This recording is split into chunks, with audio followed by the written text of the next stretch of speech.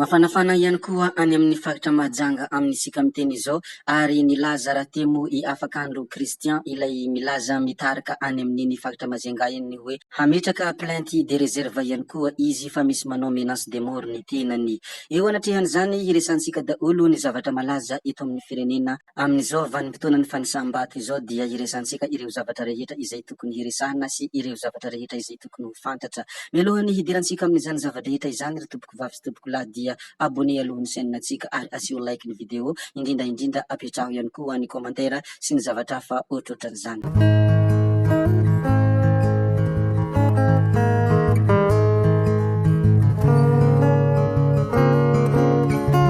Be dia be moa ny zavatra azontsika resahana eto amin'ity firenena ity indrindra amin'izao vanim-potoana ny fanisam-bato izao. Be dia be ny zavatra malaza ary be dia be ny zavatra hita eny amin'iny Madagasikara iray manontolo iny. Koa hiresantsika voalohany amin'izany ny mikasika any Ambatofihinandrahona fa tsy maintsy ho resantsika amin'ny Antsipiriany ny zavatra rehetra azontsika resahana. Ambatofihinandrahona nidina andalambe ny pomba ny kandida Razanamahasoa Kristina noho ny voalaza fa fanodinana ny voka-pifidianana. Ka hitantsika amin'ny reto tsara ireto ireo vahoaka pomba any Kristina Razanamahasoa izay nidina andalambe noho izany izay voalaza fa hoe fanodikodinana ny voka-pifidianana. Zay moa ny zavatra miparitaka, zay ihany koa ny zavatra malaza noho izany dia tsy maintsy ampahafantarina ianareo rehetra ary atako angamba fa tsy zavatra azo tsontsonavina izany zavatra izany. Mbola mifandray amin'ity zavatra ity ihany fa nanao fanambarana i Marie Michel Sahondrarmalala ny hoe azy ny zavadrehetra, izy ny zavadrehetra, misaotra an'Andriamanitra amin'ny zavatra rehetra, misaotra ny vahoaka ny Fianaratsoa ary misaotra ny fianakaviana sy ireo namana, misaotra. Izany ny fanambarana izay nataony Marie Michel Sahondrarmalala tao amin'ny compte Facebook-ny. Rehefa namoaka io fanambarana io izy dia avy hatrany dia niraisi ny Fileri Rakotomalala an-tanana moa io zavatra io ny hoe Andriamanitra amin'inona no hisoranao ry mpiatsara velatsihy hoy Fileri Rakotomalala raha nanao ny capture-ny publication izay nataony Marie Michel Sahondrarmalala. Ny halabato sy ny fampiasana ny fitaovam-panjakana ary fampirorohona no nazahoana vato be dia bezesta be ianao sao mahazo ompa mahery eo fa oka re hoy Fileri Rakotomalala raha nanao ny capture-ny Marie Michel Sahondrarmalala. Satria tsy tiany ary tsy mety amin'ny sainy hoe nisaotra an'Andriamanitra ity namana ity nefa hono nangala-bato ary nefa hono mpiatsara velatsihy ary nampiasa ny fitaovam-panjakana. Io moa izy hitantsika amin'io sary io, izany ny zava-misy koa dia ampahafantarina ianareo ihany koa. Ino moa ny mikasika any amin'ny faritra Fianaratsoa sy ny mikasika any Kristina Razanamahasoa, ndeha isika hiditra kelikely any amin'ny faritra Sofia, tsy aiza moa izany fa Befandriana Avaratra. Any Befandriana Avaratra dia mitarika Vonjimaika ny kandida numéro 2, tsy iza moa izany fa Dainrotsaka. Nisy fanambarana maromaro moa izay nivoaka tao amin'ny tambanjotra ny hoe raha nivokatra Vonjimaika voaray avy amin'ireo komina mandrafitra ny distrikty ny Befandriana Avaratra dia mitarika amin'ny isa ambony ny kandida laharana faharoa Bernardin na hoe Dainrotsaka na koa hoe Bandikay no ahafantarany maro azy. Izany Dainrotsaka izany dia tsy misy tsy mahafantatra an'izany any amin'ny faritra Sofia eny amin'ny tapany avaratra azy dia malaza tao amin'ny sehatra mozika moa ny raha lehilahy.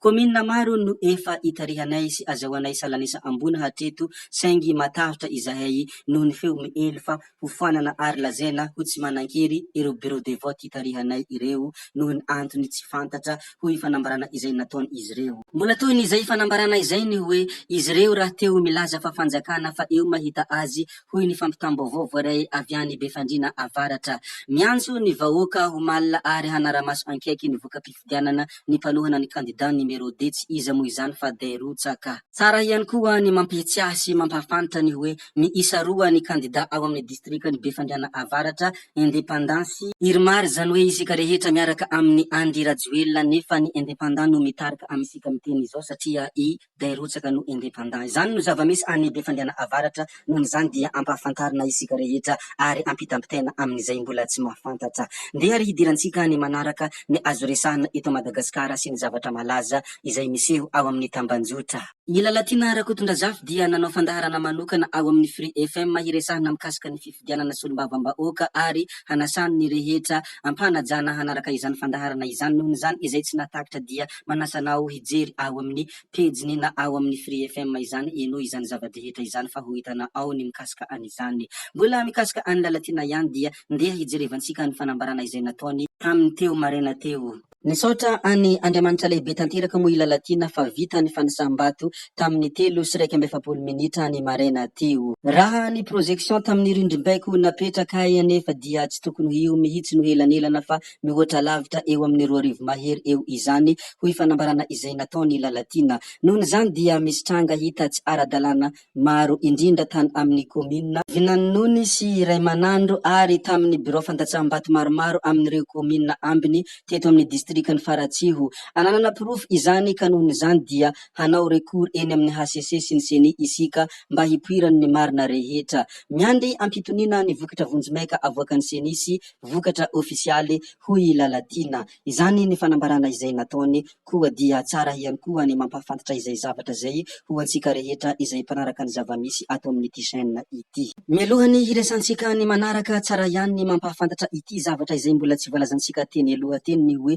amin'ny arivo ny vahoaka midina andalambe amin'ny izao ora izao any Ambatofianandrahona. Mangarahara ny Halabato tompon'andraikitra voalohany amin'izany ny Dirkaby sy ny CENI hoy Flery Rakotomalala. Izay moa dia zista tsetsatsiakitra fotsiny fa tsara koa ny mampahafantatra an'izay ndeha ry hidirantsika ny vaovao manaraka izay holazaintsika ato anatin'ity pejy ity ary izay ampahafantarantsika ianareo rehetra izay liana ary ianareo rehetra izay mbola tsy mahafantatra. Zay moa ny mikasika any ireny rehetra ireny ndeha ry hiresantsika ny mikasika ny afakandro Kristian izay anisan'ny lehilahy malaza any amin'ny faritra Mahajanga iny. Izy raha teo moa dia kandida solombavambahoaka teo ary anisan'ny mitarika any amin'ny faritra iny. Malaza ny publication izay nataony tao amin'ny Facebook ary malaza ihany koa ireo fanambarana rehetra izay nataony indrindra nisy video izay navoakany izy marary ary voadaroka. Mahajanga nisy andian'olona voalaza fa nidaroka sy nikasitanana i afakandro Kristian.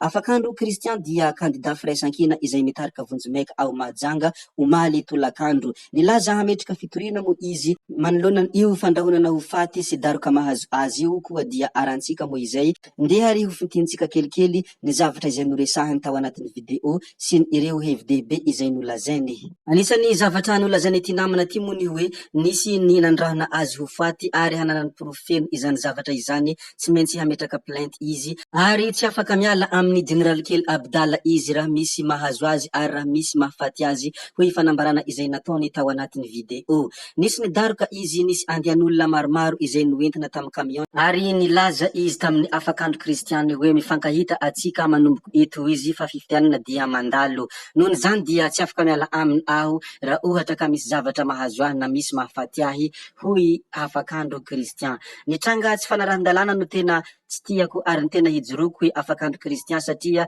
niandohany io zavatra io nisy olona tsy de matimaty lolo ary niantsona zandary nefa rehefa tonga teo ireo nantsona hanambotra azy dia ohatrany tsy manana fikasana hanambotra azy ka io no niandohany sotasota. Zay moa ny zava-misy any amin'iny faritra Mahajanga iny. Nohon' izany dia mafanafana izany zavatra izany ary hitantsika rehetra ao amin'ny tambajotra antserasera indrindra moa Facebook izany zava-drehetra izany. Nohon' izany dia ajanona antsika hatreo ny mikasika an'ity video ity ry tompoko vavy sy tompoko lahy fa ankasitrahana iram-po eran-tsaina ianareo navita ny hain'ny video hatramin'ny farany ary mbola hiangaviana ihany koa ianareo ny mbola hanaraka ny video manaraka izay alatsakay misesisesy ato. Zay fa metrabeloma izahay hody zaho Saudia fa ianareo kosa mazotoa amin'ny zavatra rehetra izay atao. Veloma vetivety fa tsy hoe veloma mandrakizay ka. Tsao tsao.